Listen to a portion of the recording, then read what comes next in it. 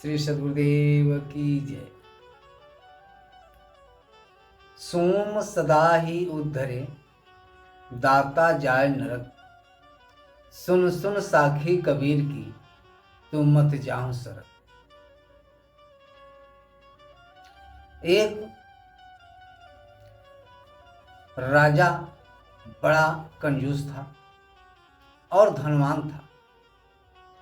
बहुत धन इकट्ठा किया था, पर उससे न अपने पुत्र को धन खर्च करने देता था और न धन का सुख भोगने देता था और न खर्च करने के डर से अपनी कन्या की शादी भी नहीं करता था। वह राजा धन के संचय में लगा रहता था। ऐसे कई दिन बीतते गए। एक दिन नट और नटनी उसके दरबार में आए, राजा से तमाशा देखने की प्रार्थना की।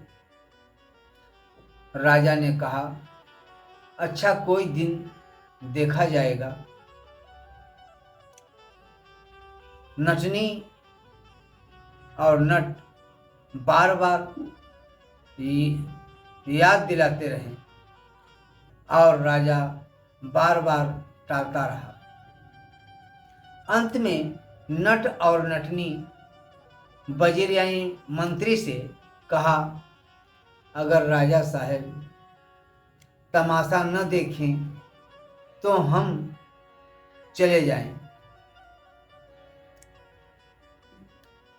इस खर्च खाते हम यहाँ पर खर्च खाते बहुत दिन हो गए। यह सुनकर मंत्री ने राजा से कहा, आप तमाशा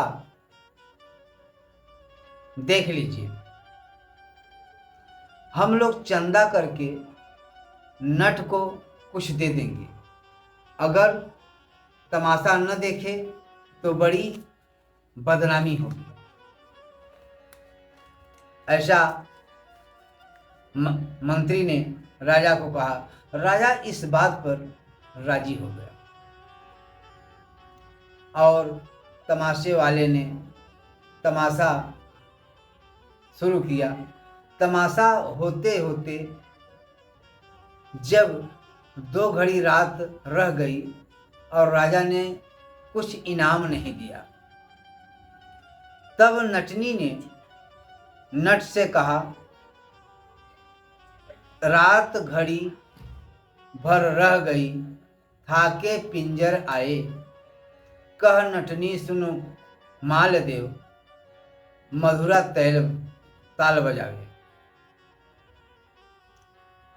तो नटनी नट से कहती है, अभी आलस मत करो, 1 घंटा और रह गया है। हाथ पांव यानी इशारे पर वो लोग समझ गया जो है, थोड़ा और संभाल कर ताल मिला लो। नटनी की बात सुनकर नट ने कहा, बहुत गई थोड़ी रही, थोड़े भी अब जाए। कह नाटे सुन नायिका, ताल में भंग लगाए। अब दोनों इस बात को रहस्य को समझ गए। नट ने बहुत रात बीत गई। नट ने कहा, बहुत रात बीत गई, सवेरा होने चला है, हम लोग के आनंद कुछ नहीं मिला, यानी पैसे कुछ नहीं मिला। तो एक साधु भी वहाँ तमाशा देख रहा था। उसने यह सब सवाल जवाब सुनते ही नट को अपना कंबल दे दिया। राजा के लड़के ने अपने हीरे की अंगूठी निकालकर और हाथ के कड़े भी दे दिया। राज कन्या ने अपने गले का हार दे दिया। राजा देखकर यह चकित हो गया। उसने सबसे पहले साधु से पूछा, तुम्हारे पास यही कंबल था तुमने क्या समझकर उसे दे दिया? साधु ने कहा, आपके ऐश्वर्य को देखकर मेरे मन में भोगों की वासना उठी, पर नट के दोहे से मेरा विचार बदल गया। मैंने उससे उपदेश ग्रहण किया कि बहुत सी आयु तप से बीत गई, अब जो थोड़ी सी रह गई उसे भोगों की वासना में क्यों खराब करूं? मुझे नट से उपदेश मिला। इससे अपना कंबल उसे दे दिया। इसके बाद राजा अपने पुत्र से पूछा, तुमने क्या समझकर अंगूठी और हाथ के कड़े दे दिया? राजा से कहा, मैं बड़ा दुखी रहता हूँ, क्योंकि आप मुझे पैसा खर्च करने नहीं देते। दुखी होकर मैंने यह विचार कर रखा था, किसी दिन विष देकर राजा को मरवा दूंगा। इस नट के दोहे से मुझे यह उपदेश मिला कि राजा, बहुत सी आयु बीत गई, अब वह बूढ़ा हो गया, 2-4 बरस की बात है। इस अरसे में वह अपने आप पर मर जाएगा। राजा अपने आप मर जाएगा। अतः पितृहत्या क्यों करूं? इसी उपदेश पर मैंने अंगूठी और हाथ के कड़े दे दिए। फिर राजा ने अपनी राजकन्या से पूछा, तुमने अपना कीमती हार नट को क्यों दे दिया? कन्या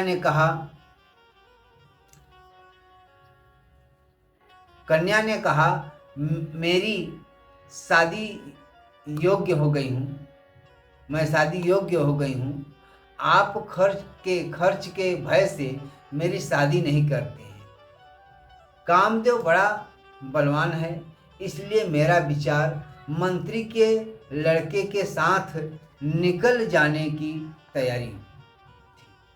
पर नट के दोहे से मुझे यह उपदेश मिला कि राजा की बहुत सी आयु चली गई है, अब जो शेष रह गई है वह भी बीतने वाली है।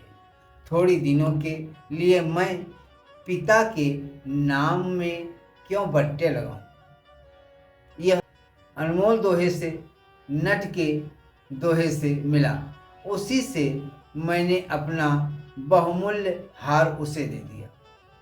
हे पिताजी, नट के दोहे से ने आपकी जान और इज्जत बचाई, अतः आपको भी उसे कुछ इनाम देना चाहिए। राजा ने यह सब बातें सोच समझकर नट को इनाम देकर विदा किया और मंत्री के लड़के के साथ उसकी शादी कर दी। लड़के का राजगद्दी देकर आप वैराग्य धारण कर लिए।